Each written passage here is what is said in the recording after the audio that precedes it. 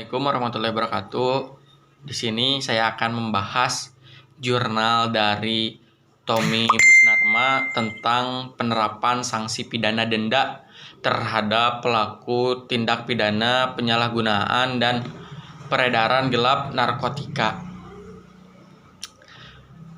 Narkotika sangat bermanfaat dan diperlukan dalam pengobatan dan pelayanan kesehatan.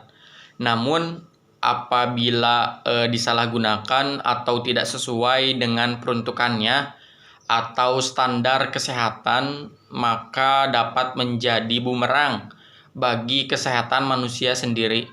Definisi narkotika diatur dalam pasal 1 ayat 1 Undang-Undang Nomor 35 Tahun 2009 tentang narkotika.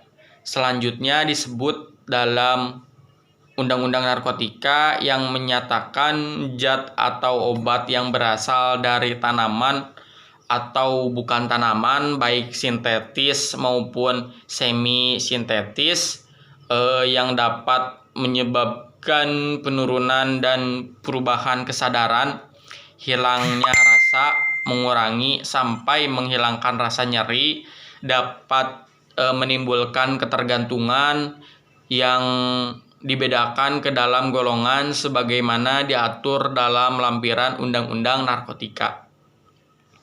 Penyalahgunaan narkotika merupakan perbuatan yang bertentangan dengan peraturan undang-undang sebagaimana termaktub dalam pasal 7 Undang-Undang Narkotika yang menyatakan bahwa narkotika hanya dapat digunakan untuk kepentingan pelayanan kesehatan dan atau pengembangan ilmu pengetahuan teknologi, sehingga tidak semua orang atau badan hukum yang berhak dan mempergunakan narkotika. Artinya tindakan lain yang dilakukan di luar tujuan penggunaan narkotika dan dilakukan oleh orang atau badan hukum yang tidak berhak untuk mempergunakannya merupakan suatu bentuk dari tindak pidana terhadap narkotika.